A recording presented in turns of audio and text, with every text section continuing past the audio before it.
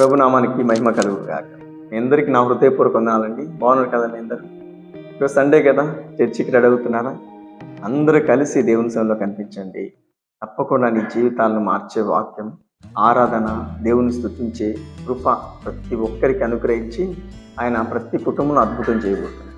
ఎందుకంటే కుటుంబం అంతా కలిసి ఎప్పుడైతే ఆరాధనకు వస్తుందో ఆ కుటుంబం దీవించబడిన కుటుంబమే. శాపంలో నుంచి ప్రభు ఆ కుటుంబాన్ని ఆశీర్వాదకరంగా బయటికి తీసుకురాబోతుంది. ఎందుకంటే అద్భుతాలు చేయాలంటే ఫస్ట్ మనం ఆరాధించే మనసు కలిగి ఉండాలి.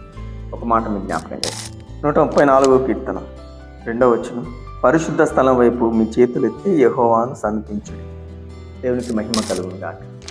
ఆయన సన్నిధికి వెళ్ళి చేతులెత్తి ఆరాధించినప్పుడు ఆశీర్వాదం, కృపాక్షేములు నీటిని వెతుక్కుంటూ వస్తాయి. ఎందుకంటే ఆరాధించే వారిని, స్తుతించే వారిని, కీర్తించే వారిని ప్రభు ఎప్పుడు పేదరికంలో పెట్టడు, కరువులో పెట్టడు, దుఃఖంలో పెట్టడు.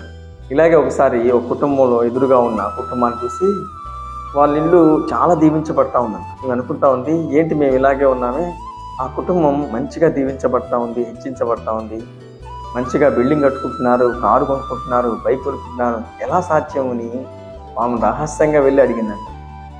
ఏంటి, ప్రభు మిమ్మల్ని ఎంతగా దీవిస్తున్నాడు, మీతో పాటు మేము కూడా చర్చికి వస్తున్నాం కదా, మీతో పాటు మేము కూడా ఆరాధనలో పాల్గొంటున్నాం కదా, మరి ఈ ఆశీర్వాదం మాకు రాలేదని అడుగుతూ ఉన్నాను. అడిగితే నువ్వు ఎప్పుడు చర్చికి వచ్చినప్పుడు ఆరాధిస్తావు, చర్చికి వచ్చినప్పుడు నువ్వు ప్రభువును స్తుతిస్తావు, అంతే.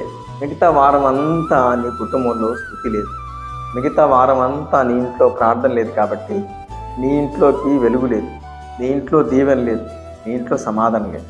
మేమైతే మేము ప్రార్థిస్తాం, నిత్యము ప్రభు వాక్యాన్ని ధ్యానిస్తాం, నిత్యము కుటుంబంలో మేము ప్రార్థిస్తాం, ఆరాధన కూడా ప్రతిరోజు చేస్తాం. కాబట్టి దేవుడు మా కుటుంబంలో సంచరిస్తాం, ఆయన వెలుగు మా ఇంట్లో ప్రకాశిస్తూ ఉంది. అందుకే ఆశీర్వాదం మీద ఆశీర్వాదం, కృప మీద కృప, దేవుని సమాధానం కలిగిన కుటుంబంగా మా కుటుంబం. ఇలా నువ్వు చేయలేదు కాబట్టి ఈ దీవెన నీకు లేనప్పుడు నువ్వు చాలా బాధపడినా, అయ్యో నేను ఆదివారమే అనుకున్నాను, మిగతా రోజులన్నీ కూడా ప్రభువును స్తుతిస్తే ఇంత దీవెన అనుకుందంట. ఈరోజు ఆదివారం దేవుని సన్నిధికి వస్తున్న నీవు నీ కుటుంబంలో కూడా ప్రార్థించాలి, నీ కుటుంబంలో కూడా ఆరాధించాలి, నీ కుటుంబంలో కూడా వాక్యం ధ్యానించే వ్యక్తులుగా మీరున్నప్పుడు తప్పకుండా ఆ ఫలాన్ని నువ్వు చూస్తావు, ఆ గొప్ప ఆశీర్వాదాన్ని చూస్తావు, గొప్ప మేలును నువ్వు చూస్తావు. ఎందుకంటే ప్రార్థించే కుటుంబంలో, ఆరాధించే కుటుంబంలో ప్రభు సంచారం ఉంటుంది. కాబట్టి శాపం ఆ ఇంటి మీదకి రాదు, కరువు ఆ ఇంటి మీదకి రాదు, ఏ కీడు ఆ ఇంటికి తగలనే తగలదు. ఇలా చేయండి, తప్పకుండా ప్రభు నిన్ను కుటుంబాన్ని దీవించునుగా. మీ అందరి కోసం చిన్న ప్రార్థన చేస్తాను. మహాపరిశుద్ధుడా, సర్వోన్నతుడా, నీకు స్తోత్రం.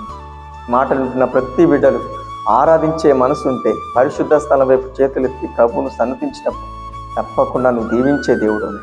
అలాంటి కృప ప్రతి కుటుంబానికి దయచేయమని, ప్రతి కుటుంబాలను దీవించమని, ప్రతి కుటుంబంలో కరువును తొలగించి సమృద్ధి కలిగించమని యేసు నామములో ప్రార్థిస్తున్నాం పరమ తండ్రి, ఆమేన్.